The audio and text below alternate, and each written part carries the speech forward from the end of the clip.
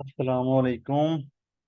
थोड़ी देर पहले हमने एनालाइज किए थे अपना क्रैश 300 के H1 से M10 तक, और अभी हमारे पास पेयर है क्रैश 500 का, जिसके हम जो है वो एनालाइज करेंगे और देखेंगे कि मार्केट के अंदर हम कहाँ से बाय और सेल की जो है वो ट्रेड इसमें लगा सकते हैं।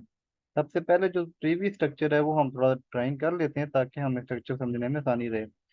हमारा आखिरी जो इंड्यूसमेंट का लेवल था वो बन रहा है यहाँ पे। हमारा लो कन्फर्म हुआ, ये लोएस्ट पॉइंट था हमारा मार्केट का, और मार्केट ने इसको क्या कर दिया, ब्रेक कर दिया। ब्रेक ऑफ स्ट्रक्चर हो गया मार्केट का।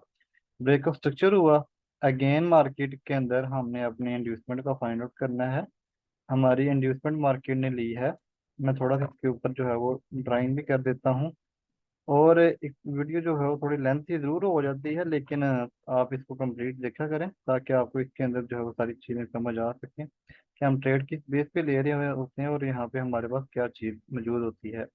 अगेन मार्केट के इंड्यूसमेंट का लेवल था ये वाला, क्योंकि सेकंड कैंडल ने उसका लो ब्रेक कर दिया तो हमारे पास आखिरी जो कैंडल थी वो ये ग्रीन वाली कैंडल आ रही है। सेकंड कैंडल ने उसका हाई ब्रेक किया, हमारे पास इंड्यूसमेंट का लेवल, इंड्यूसमेंट जो थी हमारे ऊपर शिफ्ट हो गई है। अगेन मार्केट का ब्रेक ऑफ स्ट्रक्चर था, वो था इस पॉइंट के ऊपर, जो कि मार्केट ने अगेन उसको पीओएस दे दिया है। ब्रेक ऑफ स्ट्रक्चर किया। ब्रेक ऑफ स्ट्रक्चर होने के बाद अगेन मार्केट का हमने इंड्यूसमेंट फाइंड आउट करना है। इंड्यूसमेंट फाइंड आउट की, ये वाला हमारा लोएस्ट पॉइंट था मार्केट का, ये वाला पॉइंट था कि मार्केट अगर इसको अगेन ब्रेक करती है तो हमारा ब्रेक ऑफ स्ट्रक्चर हो जाएगा। अगर मार्केट अगेन ऊपर की तरफ आ गई है, हाईएस्ट पॉइंट था ये, क्योंकि यहाँ पे ब्रेक ऑफ स्ट्रक्चर किया था H4 में।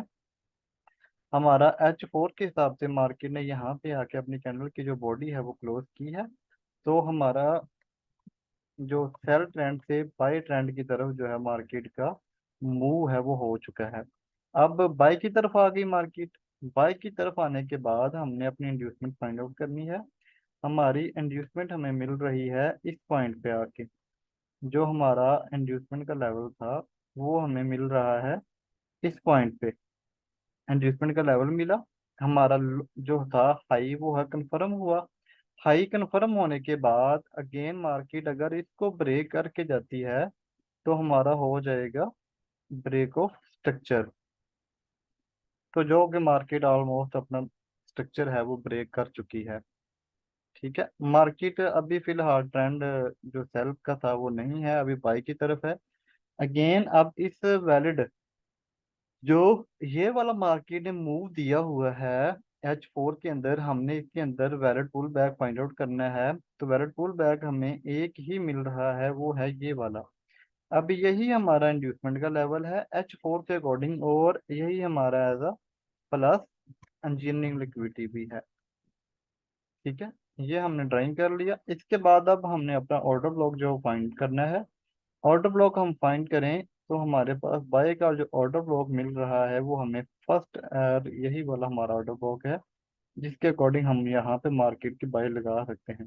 आप सोच रहे होंगे कि इससे पहले वाली कैंडल है वो उसने भी स्वीप किया हुआ है, लेकिन उसके अंदर हमारा एफवीजी नहीं है, वो एफवीजी फिल हुआ हुआ है। तो इसलिए हम ये वाली जो कैंडल है, ग्रीन कैंडल जो बनी हुई है, ये मार्क करके रख लेंगे, ये हमारा ऑर्डर ब्लॉक का काम करेगी। अब इसके बाद हम चलते हैं H2 के अंदर। H2 के अंदर भी देखते हैं कि मार्केट का स्ट्रक्चर क्या है। H2 के अंदर हमारे पास जो इंड्यूसमेंट का लेवल है वो यहाँ पे शिफ्ट हो चुका है। हमारी इंड्यूसमेंट अब यहाँ पे है। ठीक है, अब इंड्यूसमेंट का लेवल जो है हमारे पास आ रहा है यहाँ पे। अगर मार्केट इस इंड्यूसमेंट को ले लेती है तो हमारे पास जो ऑर्डर ब्लॉक हमें मिल रहा है वो यही वाला है, कि नीचे वाला तो हमारा हो गया। अब एक्सट्रीम ऑर्डर ब्लॉक जो H2 के अंदर हमें मिला था, अब H1 के अंदर हमें ऑर्डर ब्लॉक जो हमारा डिसिशनल ऑर्डर ब्लॉक होगा उसको हम अगर मार्क करके रखें तो वो भी हमारा मिटिगेट हुआ हुआ ऑलरेडी। तो हम ये जो रेड कैंडल मार्क हुई हुई है इसको हम मार्क करके रख सकते हैं, जिसपे हम अपनी ट्रेड जो है वो बाई की लगाते हैं। मोस्टली क्रैश को बाई नहीं करते, सेल की तरफ ही अपॉर्चुनिटी देखते हैं, लेकिन अभी सेल का ट्रेंड इसके अंदर नहीं है तो हम इसके अंदर सेल की ट्रेड भी नहीं लगा सकते। इंड्यूसमेंट थी, इंड्यूसमेंट मार्केट ने, अब इंड्यूसमेंट अभी H1 के हिसाब से एक ही हमारे पास इंड्यूसमेंट नज़र आ रही है। मैं एक मिनट, थोड़ा सा मुझे डाउट है, वो फिल करने दें।